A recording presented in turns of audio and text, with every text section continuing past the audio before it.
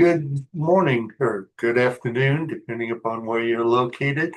I'd like to welcome you to the Beef on Dairy Dialogue webinar series from I-29 Moo University. It's an extension of the annual I-29 Moo University Dairy Beef Short Course held each March in conjunction with the Central Plains Dairy Expo in Sioux Falls, South Dakota. The short course has offered feedlot operators, calf growers, and dairy producers research-based information on feeding and managing animals with dairy-based genetics for over 15 years. Today, we're joined by Dr. Zach Smith, Associate Professor in the Department of Animal Science and Faculty Supervisor of the Ruminant Nutrition Center at South Dakota State University in Brookings, South Dakota. Zach has served in this capacity since July of 2018. His Bachelor of Science degree in animal production is from Texas Tech University, guns up. He received a Master of Science degree under the direction of Robbie Pritchard at South Dakota State University in 2015, and a Doctor of Philosophy degree under the direction of Dr. Bradley Johnson in 2018 at Texas Tech. Today, Zach will focus on the use of steroidal implants in dairy-derived beef cattle, talk about the impacts on growth, carcass quality, and cattle behavior. As I always say, Zach, the podium is yours. Oh, thanks a lot, Fred, for the introduction, and thanks everybody for being here. If I look a little sweaty, it's hot in South Dakota today, and we were just out at the unit. We were getting samples, biopsy samples. I know some old colleagues and friends are on here, and I know exactly what that entails. But I am happy to get out of the heat and be back in my office and talk with you all today. I got an outline for my talk. Some of these are Zach's opinions, opinion on dairy-derived beef, new guidelines from the FDA. Those aren't opinions. Those are written rules. I want to talk a little bit to you about how implants work, these steroidal implants with anabolic activity, and what we can benefit from using these technologies. Of course, there's sex differences. This is definitely something we look at in native beef, but do know that dairy-derived critters are of both genders. And then some recommendations for dairy-derived beef, really just thinking about days on feed and when we need to have anabolic exposure, and a few other things that I would like to highlight. It's really quite simple now. The strategy we need to use to get these cattle adequate coverage of implants. And then it really just comes down to the most important decision is that you're using one. And then real quickly, I want to talk to you about the future of fed beef outweights. This is something interesting and that I find fascinating, and really just want to show you all where I think maybe we might be going in the future. So these are Zach's opinions, and you can throw tomatoes at me if you want. When I started my career in the animal sciences, I showed up to Texas Tech in 2009. I didn't know what I was doing. I ended up in a wool judging team, then got put on the meats judging team. And back then, there was a lot, we were in the Texas Panhandle, a lot of dairy-derived beef. These cattle were Holstein, calf-fed Holsteins going to Asia. They were agent source verified, killed at 19 months of age. And they graded choice really pretty much all the time. 100% of the time, these cattle graded choice, and quite a few of them graded upper two-thirds choice. I don't remember seeing a lot of them grade prime, though. At the same time, that was occurring. We didn't have as heavy of outweights as we are currently pushing the fed cattle population to. And so down in the Texas Panhandle, it wasn't uncommon to see 55 to 65% choice as the norm. Well, that's changed even down there. While in the north we run 90 plus choice easily, they've upped it down there too. And so the place that the dairy-derived critters fit has, in regards to a consistent supply of good grading cattle, they're being matched now by the beef cattle. So back when natives were sub 60% choice, and in particular in the Southern Plains region, these cattle, they were quality grade MVPs. Here recently, though, when we try to buy now, I've got we've fed a few of these cattle, one turn, They were hard to find. They were good when I got them. The calves I bought performed a lot like a weaned calf from 5 to 1,500 pounds. And so when I got them, I was happy. There were some behavioral issues that we had to learn and overcome at the feedlot. Every chain in the yard was slicked clean. But they are hard to find, right? So they're not quality grade MVPs, and they're spoken for a lot of times, probably the day they're born or maybe even when they're bred. They are consistent and a consistent supply of feeder cattle if you can get into that program. And then, of course, one thing that they have that in every native born beef animal in the country it is more difficult to get is we have age and source confirmed from birth and oftentimes breeding. And so these are really big things that as we see a shift away from, if they go back to, I know the dairy industry is interested now in keeping replacements. There might be fewer of these dairy beef crossbreds available. And so that might get some people to where they're just not going to mess with them. But at the end of the day, they are age verified and source confirmed. And these are really important attributes that provide an added value to these critters. Now, a little bit of an update on what the new labels are in classes of cattle. This is a timeline. I can remember in my career, I remember these things have come down from the government organizations. One was Zilpaterol back in August of 2013, and then it was the veterinary feed directive and medically important antibiotics. And then this one was the first one that came across my plate when I'm actually working. I'm not a student anymore. And so these things affect me and the decisions I need to make, and I need to be aware of them. So on December 10th, 2021, the FDA issued an update that said by July 1st, 2023, that if you're a sponsor of beef cattle ear implants, at the time that would have been Elanco, Zoetis, and Merck Animal Health, they needed to update their ear implants labeling protocols that said that if it wasn't approved during a FDA approval, to have the use of a reimplantation within a specific stage of production, that activity needed to cease. About 2 months before the proposal, the FDA provided additional information regarding cattle target classes, and this was really important to the implementation of the rules. And on July 1st, 2023, the rule was enacted, and it said unless the label of a cattle ear implant states that it's approved for reimplantation within a production phase, you can't not reimplant. Now, there were three programs available for reimplantation. These are all of the Zoetis line, and that's a Synovex Choice followed by a Synovex Choice sometime after 70 days up to, I believe, 120 days later, or a Synovex Choice followed by a Synovex Plus, or a Synovex Choice followed by a Synovex 1 feedlot. So effectively, the only reimplantation that we can do now is with that class of implants. Now, there are other implants with different types of technologies that fit certain classes of cattle, but in a reimplant stage, within a stage of production, Zoetis implants are what we can use. And here are the stages of production. Beef calves 2 months of age and older. This is typically what we think of as a suckling calf, and there are some labels that allow us at 45 days or older and up to 400 pounds. But this is a beef calf that's considered to be a ruminating animal that's at least 60 days of age, and he's nursing his mother till weaning. Another one's going to be growing beef steers and heifers on pasture. We think, and this could be stocker, feeder, or even slaughter cattle that are raised on pasture. It's a weaned animal, whether it's beef or dairy-derived, intended for slaughter, not for reproductive, and maintained on pasture, and they receive the majority of their diet from grazing. That means they go out and harvest it with their mouth. In different regions of the world, these are called stocker cattle or feeder cattle. And so what we're saying here when we say stocker, it's a wean growing calf grazing pasture prior to entering a finishing yard where they'll be fed a progressively higher energy diet to hasten maturity and get those animals finished. In some regions, feeder may refer to a wean growing calf of sufficient weight and maturity to be placed into a higher energy ration, but they're sold to a more extensive system, this stocker pasture situation, where they're grown. And then slaughter, this would be grass finished cattle raised on pasture.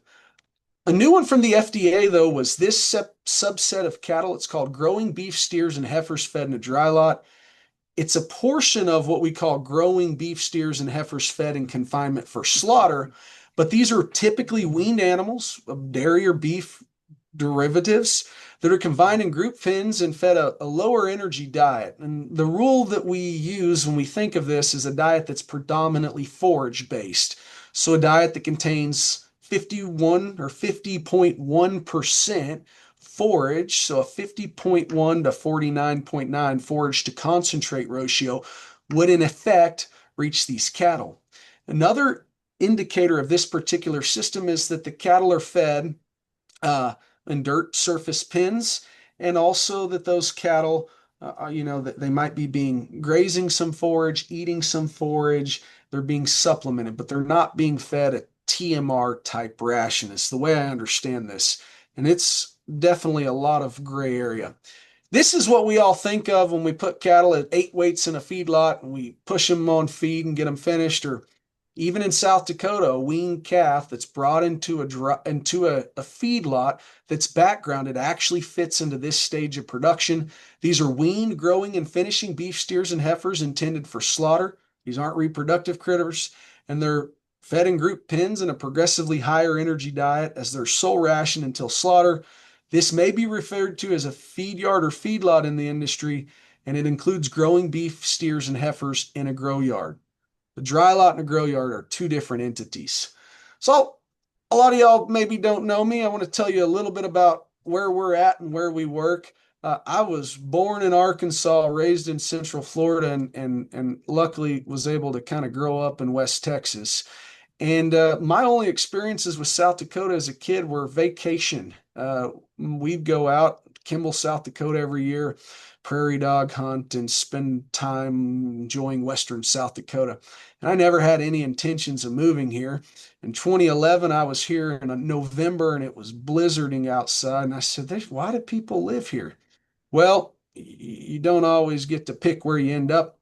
And I came to visit South Dakota State on Little Eye and Pub Crawl Weekend 2013, and I was ready to sign my life away. It was a blast. Turns out there's really great people up here. And when it was time for me to get a job, I needed to justify to my sweetheart why we needed to go to South Dakota. Well, there's more cows than people. If we just look at Sioux Falls, South Dakota, and drew a 150-mile radius around that, that's anything in the circle and the rest of South Dakota, there's nearly 2 million head of cattle on feed.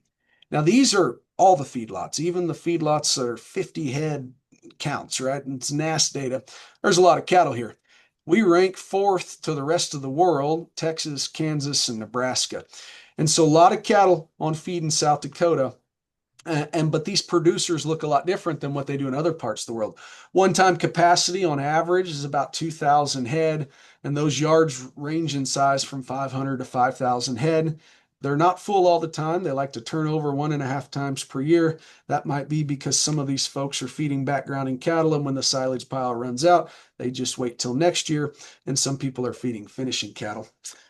So now I want to talk about what implants do. Well, first and foremost, they in essence, they change the frame size of the critter. The anabolics, the combination of estrogen and trenbolone, they work together, but estrogen is going to cause long bones to grow. When long bones grow, we facilitate more skeletal scaffolding to support lean growth tissue. There's a lot of other things. I don't want to go into muscle biology talk here, but we have these hepatocyte growth factors that activate these cells, quiescent cells that are needed for muscle growth, and then they actually cause a delay in fattening. And so this is a cartoon schematic that has changed over the years. I think first time it was ever presented, this is Dr. Pritchard's idea, but it was probably some black and white boxes with words in it that were different sizes. And we've advanced a little in our artwork, but this was still made in Microsoft Paint.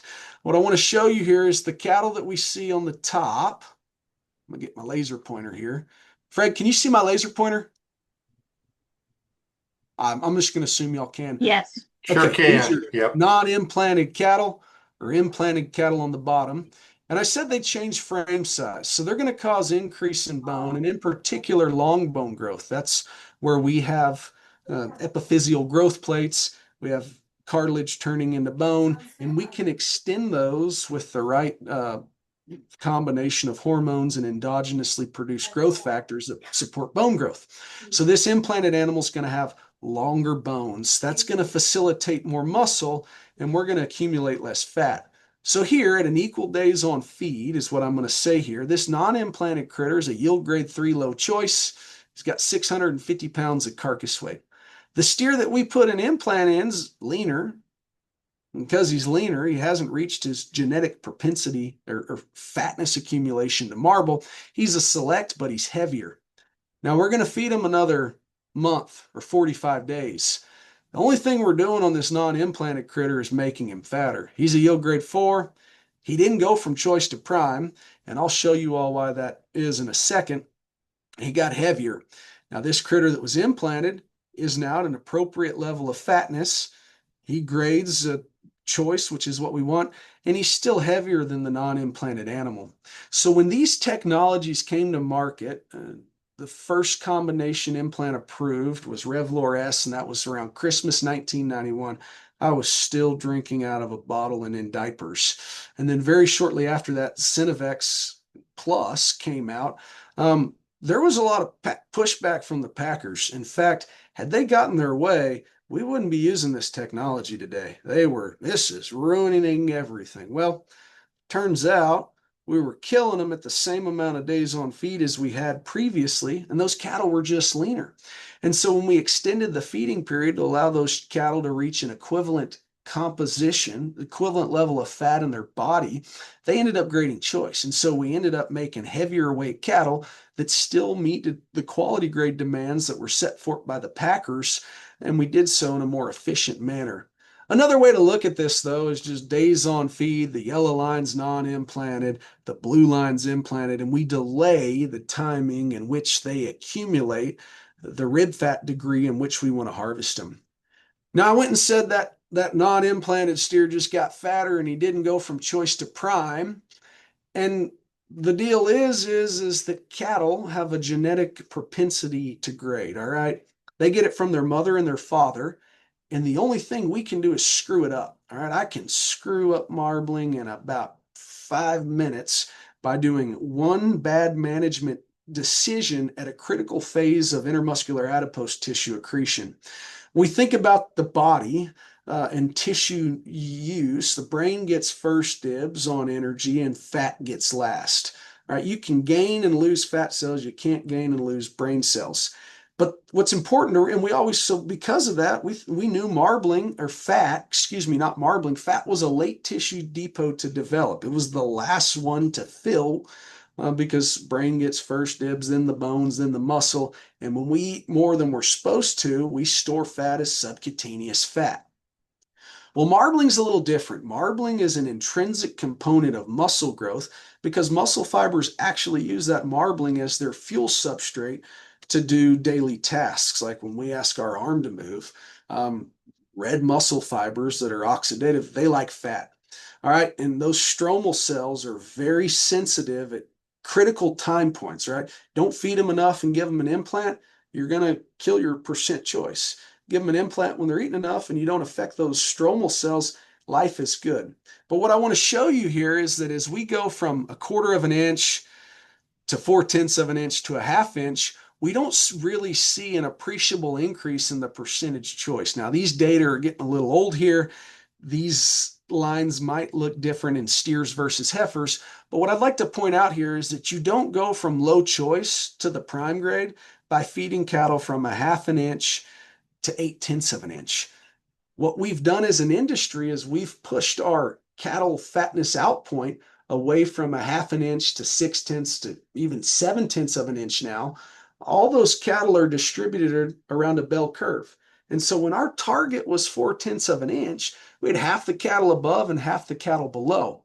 And what we know now is that cattle need to accumulate at least about 4/10 of an inch to get to they got it, the genetics, and we didn't screw it up, then they'll marble. So as we've advanced cattle weight and fatness at harvest, what we've really done is we've rising ship brings up all waters. We brought all the tail enders up to where our leanest cattle now are about 4/10, and that in effect has improved the percentage choice.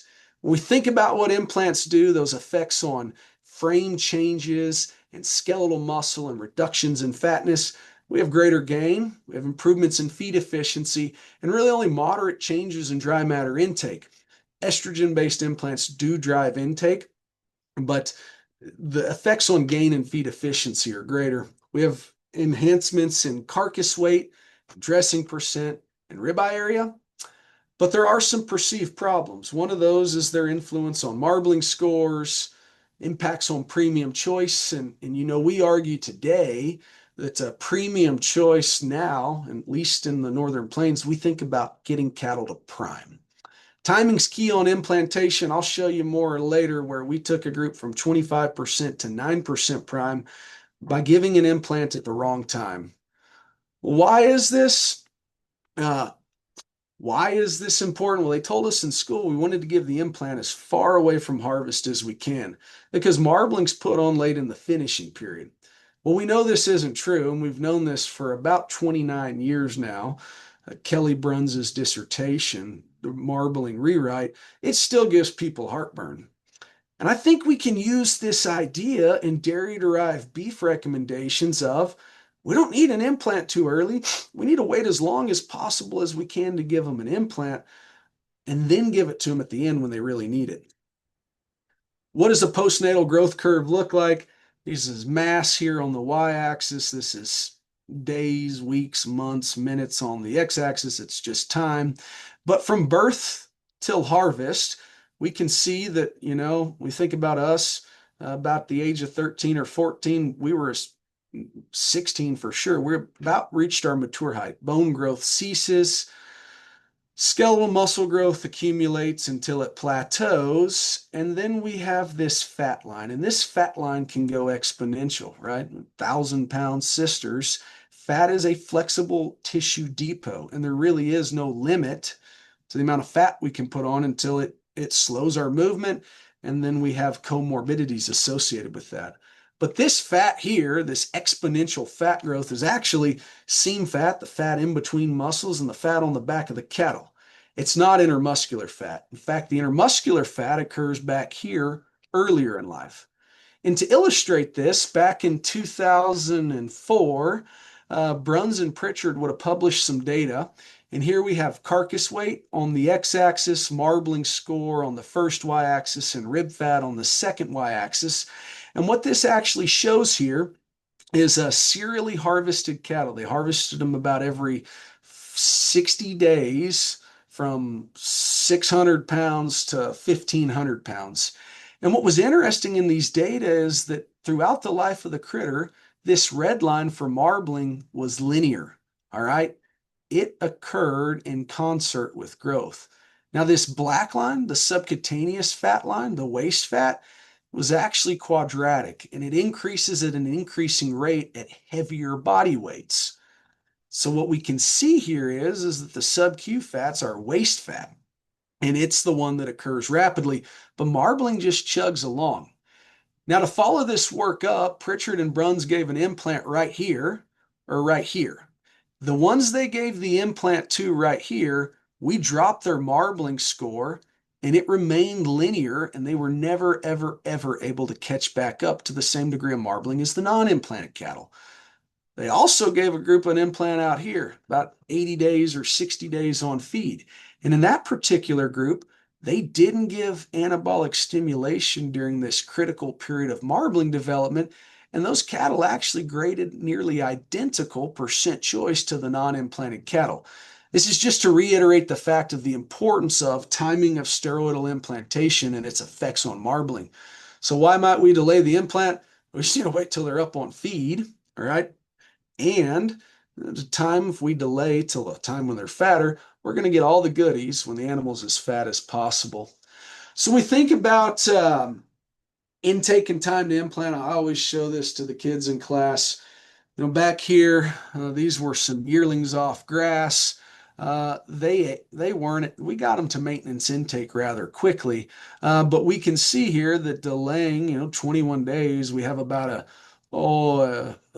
nearly 70% increase in intake by just delaying that implant. So we think about steroidal hormones. They're in their release phase. the release pattern is up and down. All right, so we got to keep these above a minimum biological threshold. These are just two implants from my dissertation, where we actually measured Sarah's 17 beta trenbolone.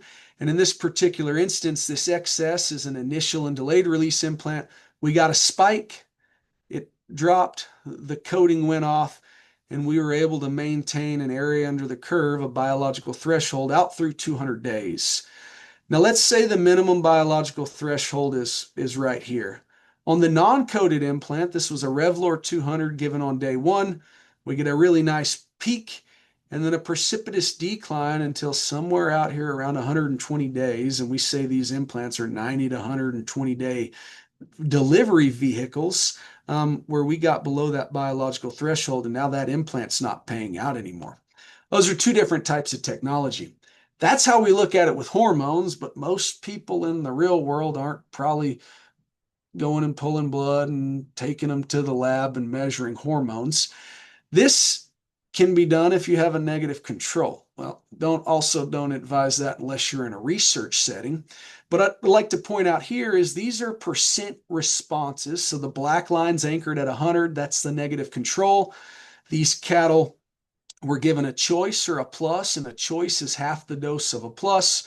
What I would like to point out here, though, is that the 28-day period, this was initially, the 28-day period following implantation, we saw increases in average daily gain of 45 to 35% when we gave an implant, and that really holds on till the end. So on average, it was probably about a 22.5% increase in gain, but a lot of that growth occurs in the first 28 to 56 days. That's when it happens, and then we're riding it the rest of the way. There's another way to look at implant timing effects on our relative gain responses. Here's the study I just mentioned to you about a marbling rewrite. And when they got these data across their desks, they're thinking, what's going on? These are older cattle. This was the mid-90s. This was a study that I believe would have been sponsored by, I think this one was Hurst Russell. So Revlor S was a lower potency implant than the Synovex Plus, and they wanted to see if they could give a row grow initially and get similar gain responses. Well, what they actually saw here is when they gave the combination implant initially, they pulled the quality grade out of them. And when they gave this row grow on day one, they had more comparable quality grade to the negative control. And this made everybody scratch their head because you weren't supposed to give this Rev S 80 days before harvest. That was going to hurt quality grade. This was the initiation of the marbling rewrite. I'll show you another way to look at this. These cattle were not implanted. They were implanted on day 0, or they delayed it till day 57. And this is really just the caloric composition of their live weight gain. And so that's their daily retained energy. They have a certain amount of megacals they retain divided by average daily gain. And what that does is that adjusts a megacal per day retained energy with a kilogram per day average daily gain. And those megacals per kilogram then allow us to express gain composition density. And the negative control cattle, the NIs, always had more fat in their live weight gain. The cattle that were implanted on day 1 had had less fat content in their live weight gain, and they maintained that, all the implanted cattle did, throughout the entirety of the study. But what I'd like to point out here was timing of implantation, and why I think this stuff is very important for dairy-derived cattle that spend in excess of 350 to 400 days on feed is that we don't have to get too excited too soon. And there's only positive benefits when we delay even a re-implant program. Delaying that till a time when they're fatter and up on feed has positive benefits to quality grade. And what I'd like to point out here is that the non-implanted cattle, compared to the early implanted cattle, had a greater amount of cattle grading premium choice. But when we delayed implant till day 57, that actually didn't matter. I want to show you another deal. This was a study where we fed cattle ad libitum, gave them an implant. We restricted their feed to 92% of ad libitum, so only 8% less feed for 56 days. So from day 21 to 77, we restricted those. or we restricted this group to the same degree from day 21 to 107. What I'd like to point out here is they all started at the same weight. At the end of the first restriction, these cattle were 40 pounds back. These were 40 pounds back. When I turned them loose, these cattle were catching up. And by the end of the study, they all weighed the same. All right, so same average daily gain, same outweight, differences in feed conversion because we fed them slightly less. They ate about 4% less on average. But when I got this information back, I was not happy. I messed up bigger. We made them heavier muscle. They were slightly leaner. Perhaps we could have fed them longer, but we pulled quality grade out of them. And in fact, we really messed them up. That cattle that were ad lib and implanted, they had 25% prime. The cattle that we restricted and implanted at the same time were now 10% prime. And the feed savings that we had on cost to gain weren't even close to covering the detrimental influence we had on impacting quality grade in this particular set. This is a set of cattle. I should have changed this slide. We went naked for 97 days. These were 4 weights that we got last April, dairy-derived crosses. And in this particular study, we were spending different days on a 30 roughage diet. And our target transition weight to the finisher was either 500, 600, or 700 pounds, which coincided with 28, 56, or 84 days on that starter. And what I'd like to point out here is that these cattle during that initial period had really impressive gains. Feed conversion was sub 5. And so things looked good. All right, I was happy with this. And I got to thinking, maybe we don't have to implant these things the day they get there. Give them time to learn how to feed, eat, meet new friends, and establish their social hierarchy. Another interesting thing that I'll point out, and we don't have a biomarker for when we need to give an implant. But when I was at Texas Tech working for Dr. Johnson, we did a lot of satellite cell isolations. And these satellite cells are actually the cells that help support the muscle growth by maintaining the DNA to protein unit.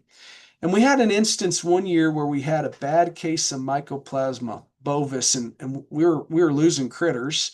And so instead of just euthanizing these critters and taking them out to the dead pile, I went in and said, "Oh, Dr. Johnson, we gotta get some satellite cells in the tank." He said, "Well, yeah, you need practice, Zach. You and JK go do it." So we did. And those cells out of these 6-weight animals, we'd been getting them out of old show steers, 2 or 3-year-old show steers. The old show steers, their lag time to when they would start to fuse into muscle fibers was a really long time. In these young animals, it was like 1 day. And these things that we'd pass them 3 times and they became, in essence, an immortalized cell line. And so that got me thinking, those young quiescent satellite cells in a young animal, maybe they don't need all the machinery added to make them work. So in the future, maybe I need to look into this biomarker about when we need to get an implant in them. Some work out of Dr. Zinn's group in Southern California, where they looked at no implant or timing of implant at 267, 291, or 321 kilograms. And what I want to point out here is that within this data set, obviously the no implant was not ideal, but there was a time when you could do it too late. The 321 kilograms on these calf-fed Holsteins was not bad. All the implants pointing out here are good, but it wasn't as good from an intake stimulation point or even absolute gain as getting that in a little earlier. So there is a time when we can do it too late. When we talk about steer difference or sex differences, steers are going to have a greater response to anabolic stimulation than an intact heifer, and an ovariectomized heifer is going to be in between. I don't know, this definitely predates me, but back when the first trenbolone acetate implant was approved, it was Finaplex. They had a steer and heifer implant. It's Finaplex S and H, and when you gave a Finaplex alone to a steer, nothing happened. When you gave a Finaplex alone to an intact heifer, you got pretty nice responses. and she had endogenous estrogen. So it was off label, wasn't legal, but what the cattle feeders started to do is they started giving the Thinaplex with a estrogen based implant, whether that was a Synovex S or H or a Ralgro. And the combination of the androgen and the estrogen is what we need to get these really big responses. And the fact that heifers have these starred as better, good, poor, not that it's poor, but the absolute responses, that 20% increase in gain, it might only be 15 to 18% in an intact heifer and somewhere in between for an ovary ectomized heifer. What does this mean when I think about why is this important?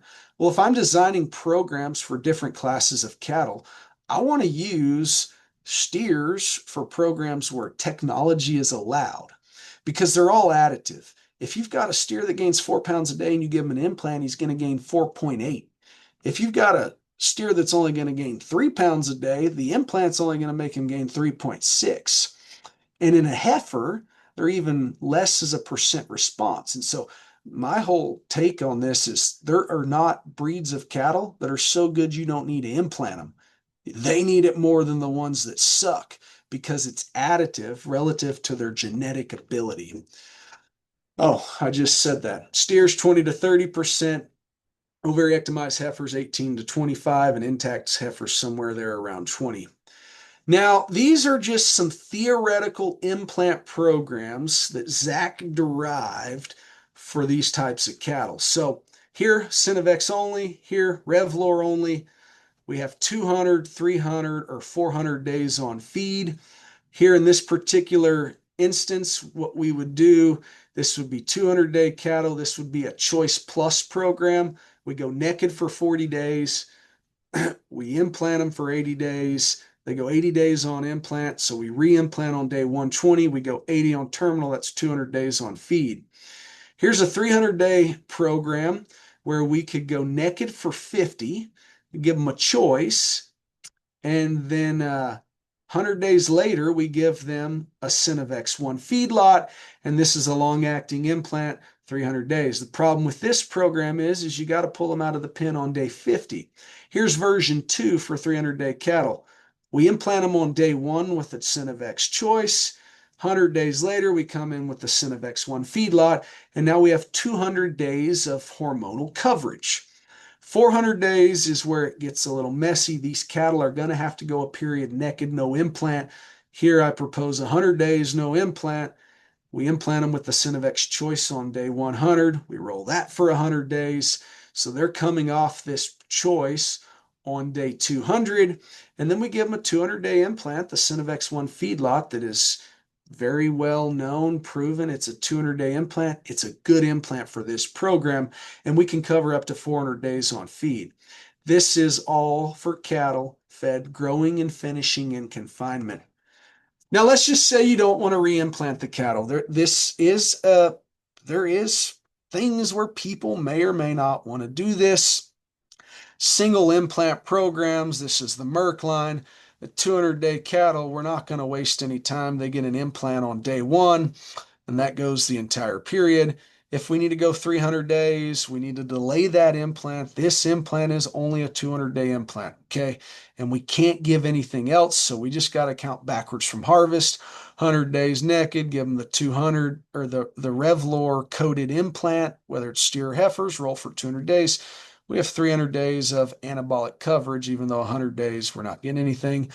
Or for 400-day cattle, we could go 200 days no implant and 200 days on terminal. Now, implant programs for dairy-derived beef, those were my ideas. There's been a few studies, and I'm only gonna talk about we're actually gonna skip over this. The whole idea was that this was the first study I found where they said you could go up to 400 days with one implant if you waited 200 days. Real quickly, I'm going to move through here because I'm getting short on time. I want to talk about where are we headed? Is it to the moon or the Saturn or out of the Milky Way? People say we can't make them bigger. We got deals with cut size coolers and rails, but it's really hard to bet against this line. Vegas wouldn't bet against it. Since a lot of us were born, and my parents were married, but I was not on their radar yet. I have an interesting story. I was born after my folks were 40, so my little brother and I would tell our folks were the highlight of their twilight. But in 1980, when Robbie Pritchard started at SDSU, till the time he retired, every beef cow on the prairie, she ended up making 50% more beef. And he told me this early on in my career is how far they'd come. And I was like, man, that's just wild. Like, what the heck are we going to do? And during that time, cow herd dropped 33%. What was interesting is we produced the same amount of beef with 33% fewer head of cattle. And here, this is just me going through USDA data the first week of January every 10 years because I was being lazy. And the slope of the line from 1960 to 1992 was 3.5 pounds annual carcass increase on steers. And this was estrogen-based implants, no beta agonists, coming into the more modern feedlot era. This was modern feedlot cattle. From 1962 till to today, and actually I say today, these data are 7 years old, the slope of that line is about 5 pounds. This includes estrogen-based implants, combination implants, beta-adrenergic agonists, changes in cattle type, and improvements in really just overall feeding management and feed yard management. Now, from 1992 till 2019, the slope of that line was 6 pounds. This includes all of the combination implants, all the new beta agonists, and it also includes the influence of ethanol, corn ethanol, and that slope of that line's been 6 pounds. So if you're not a member of the LMIC, if you're an academic, they're very great to work with. They'll share data with you. And a lot of their data comes in a PowerPoint that's tied into the Excel spreadsheet. So I took federally inspected steer dressed weights. These are better data than mine. They're pretty close. It's about 4.5 pounds per year since 1960 through 2023. And so when we look at that slope of 4.5 pounds, it's really not like I'm not going to bet against this slope, at least anytime soon. And so if we just take that out to year 2100, willing, I would still hope to be kicking then. I'd be 110 and still enjoy working, I think. But if we take this out, we're going to have 1,036-pound carcass weights on average in 2050. There's lots of cattle where this is the average already. And that's a 1,700-pound outweight critter shrunk.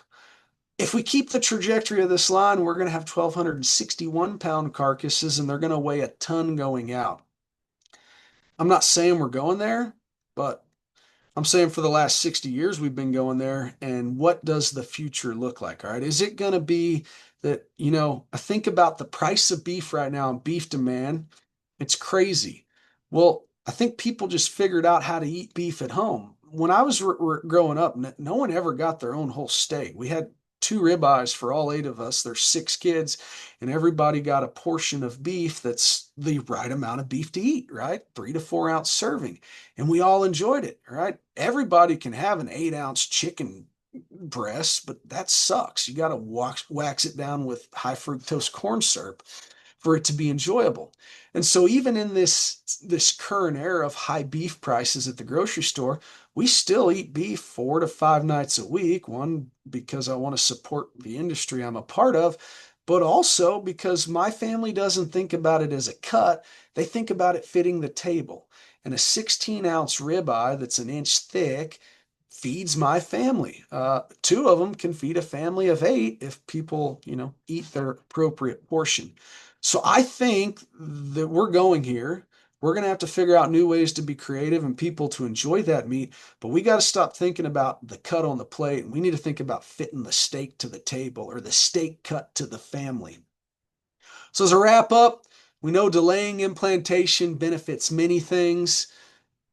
We know what they do to quality grade ribeye area and rib fat. I said behavior in the slide deck, but that one's kind of tough. We don't see behavior issues in 8 head pins, but you put them in a 200 head pin, and all of a sudden they're making buddies every day. I don't know any negatives to delaying an implant, whether that be a reimplant program or a single long acting initial delayed release implant program. We need to count backwards, okay? And long acting implants are 200 days. If you want to use that in a reimplant, you're using Synovex, and you can create a 300 or 400-day implant by either giving that choice initially or delaying it. The Revlor line is in essence a 200-day before harvest implant. You're going to have to go neck at 100 or 200 days, whether you're covering 300 or 400-day cattle. But having anabolic stimulation at the end is critical. And also realize that they could get one before you have them, and pay attention to that. One other thing that I'd like to mention on the implants later in the feeding period is a lot of folks, as we start to use reintroduce and people are more accepting of the use of beta adrenergic agonists, steroidal implants and their effects on the satellite cell niche oftentimes are beneficial when we feed a beta agonist. All right, so we just gave a terminal Synovex Plus to cattle 70 days before I'd given them their initial Synovex choice. 70 days later, I gave the plus, and now I've got that plus in there.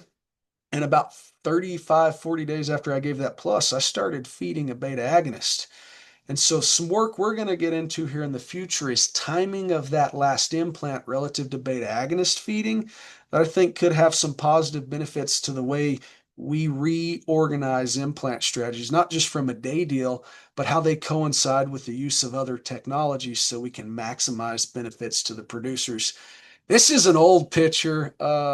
Actually, none of these people work for us anymore, so I need to get a new picture. That's funny. I did get a new one this past year, but this slide deck's a little old. That's my little Cowboys, Maddox Crew and Renner. That's my contact, and I'd be happy to take any questions, and I'm going to end the slideshow now. Thank you very much, Zach. We appreciate the information. We do have some questions that have come in, and we encourage folks to go ahead and type in their questions in the chat box. First one's from Roger. Does Holstein or beef and dairy cross steers metabolize implants faster than the native beef? Oh, that's a great question. Okay, so hormone metabolism is really a black box. All right, we have, even within mammals, some of us excrete it through the urinary route, some through the fecal route. Um, we do have, it's anecdotal. It wasn't well done. In my opinion, steers, Holstein-derived animals are more sensitive to estrogen. All right, we've did some work way, way back in the day when I was at Tech where we compared a Rev S to a Rev 200, and we had a lot more riding behavior in the Rev S. And you think, well, why is that? Well, it's a 5-to-1 estrogen to trenbolone ratio. Those ratios of androgens to estrogens affect phases of hormone metabolism, and it is a black box. But in general, due to their selection pressure for, I'd say, femininity and female traits, they do behave differently than native beef cattle, and they also have different amounts and densities of the receptors in skeletal muscle. And so when we think of steroidal hormones, they have an effect on the liver, but they also have a direct effect at the skeletal muscle. And Holstein-derived cattle do appear to have differing proportions and types of these differing estrogen receptors. There's a what we call a normal estrogen receptor, and then there's also this transmembrane bound receptor, and they're different between beef and dairy. No, great question, Roger. I don't know if I answered it. I beat around the bush pretty good.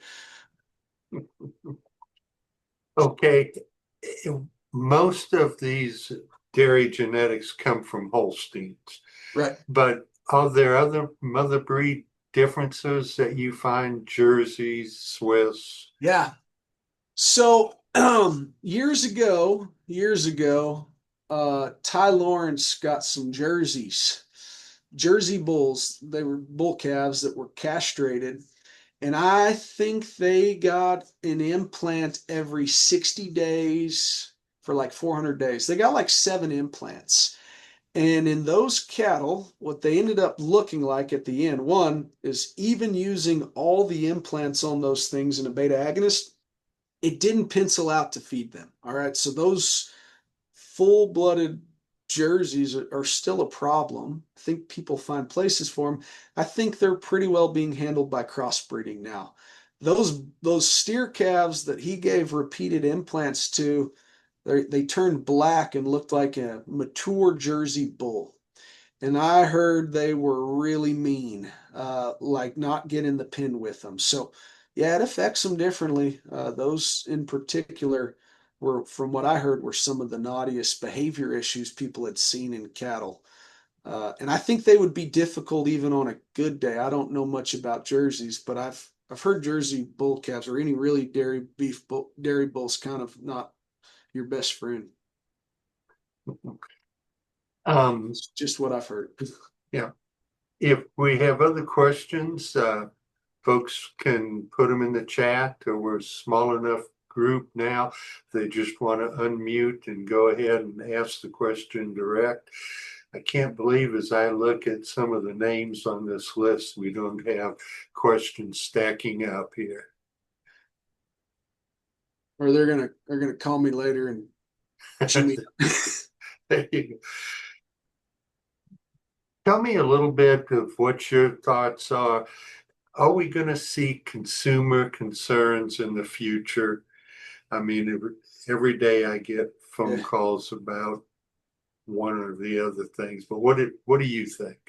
Yeah, it's a fear. Like, my wife knows what I do for a living, and she still asks the same questions that other consumers have. What is it dangerous? Should I be concerned? Or you want our kids eating this stuff? And what we got to understand is uh, at a food safety level, they're safe. There are very little risk for residues, all right, from consuming these products. And in fact, the maximum residue levels that we have, which when we survey for residues, we're like 100x under the maximum residue levels. Those already have a safety factor of 100 applied to them. All right, so the maximum residue level is 100 less than what you would have to intake to have a biological effect.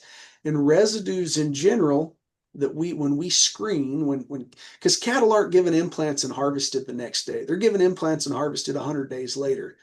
There's very little risk for residues. Now, ears, if you were to consume those, maybe, but these steroid hormones are also not orally active, and so that's a safety factor. If I had to like say, what does it look like from an industry if the FDA came in and HHS said no more implants, no more steroids, it's gonna suck, right? For one turn at cattle and then everybody's on the same playing field. And I think we reequilibrate. We're going to have to get back and think about environmental compatibility, herd efficiency. Those things are going to hurt us more, right? It's going to hurt our pocketbook because feed cost of gain is going to go up. Feed efficiency is going to suck. But from a herd level, beef output from our fixed cow base is going to hurt. These things are good for about 100 pounds of carcass, 100 to 150 pounds of carcass weight per critter when we give them their lifetime series of implants, suckling, stalker, and 2 implants during the finishing phase. So I think at anything, it's an environmental sustainability issue, but I have no concern from my family consuming these products. And that's really just us getting out on the street and talking to people about these somewhat the same. Okay, we've got a couple other questions that have come in uh, from I see this Joel. new one from Joel. Yep, go ahead and Yep.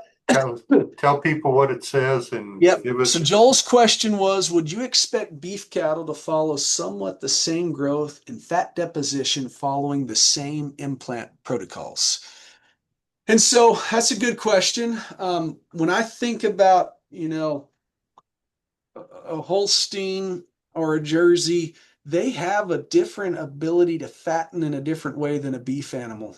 They put on more seam fat and KPH fat, but from a growth perspective, and just within the feeding period, I'm not really measuring composition. I'm only measuring gain. And so I don't really know whether that's more fat or protein or how that shifts those things. But those are things we could investigate, right? We could find some cattle crossbreds that are a similar fat composition as the Angus. The problem is they're going to weigh more. They're going to be heavier at the same fat composition as the native beef. And so I would say it's kind of a black box, man. They grow, and these effects on tissue depots are not easily understood under normal management considerations. Most important thing we got to talk about is they need an implant, but they need it at the right time. And if we do it at the wrong time, we're going to screw up quality grade. Joel, I'm sorry. I'm like giving these beat around the bush answers. Some of these I got to need to think about a little more before I give a good answer. Roger has a question for us. Is that trouble for the producer that feeds MGA to pens with heifers and steers? Yeah, you're not supposed to do that, actually. That is, and I know it happens in this part of the world, but we're not supposed to feed steers MGA. There's data out there that says steers respond favorably to MGA. It's been done academically, but you're not supposed to do it. That's my rule is I've never fed a steer MGA. If I feed steers and heifers in the same pen MGA, I actually got them in research smart feeders where the steers can't consume the feed. I know it happens in the country, but I'm not going to make a recommendation or even pontificate on what could happen. Sorry, I can't. Very good. I'm not seeing any other questions coming in. I'd like to, excuse me, did I interrupt you? I would remind everybody that these programs are recorded and you'll be able to access them. Give us about a week. They'll be on the I-29 Moo University website, and we will post them as soon as possible. And next month, we will have another program. Dr. Hey, Smith? Zach, I did have a Oh, question for what's up, you. Bernie? Yes, sir. Hey, great job. Appreciated your presentation there. You talked about the timing of implanting having negative impacts on quality grade, and Right. and we see that obviously in some research trials.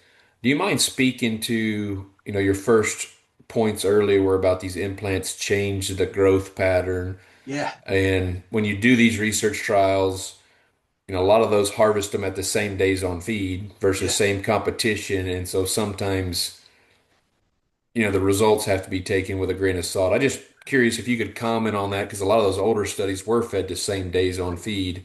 I know. What are your thoughts there and how to manage that, right? Because it's hard to predict equal composition. It's No easy to doubt. harvest at the same days on feed. So easy to harvest at the same days on feed. And even in a research setting, Bertie, when I've tried this, like I thought I was gonna nail it and feed them 2 weeks longer and then they weigh a lot more, right? This is tough. When it comes to composition of gain, okay, what we know is I'd say for about every 100 pounds late in the feeding period, I'm going to increase empty body fatness somewhere between, like when we feed cattle from 1,300 pounds and they're 28% empty body fat, and I feed those cattle a month longer, they gain 100 pounds a month. When I bring them back and I do the Geroy equation, they're like 31% empty body fat. So they gain about, or 30. They gain about 2% empty body fat units a month. It's really hard to predict this in cattle when they're growing. Bernie, I use my old livestock judging eye, man. I'm like, okay, well, they weigh 1,300 pounds. They're kind of lean, but they're cannon bones long, and I feed them longer. The easiest thing to manage this is to overfeed them.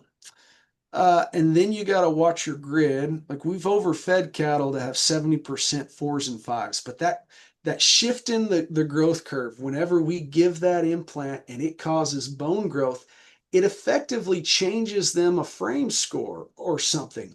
And so I don't know if like BIF guidelines or like if you think you're knocking them up a frame score, does that mean we need to feed them?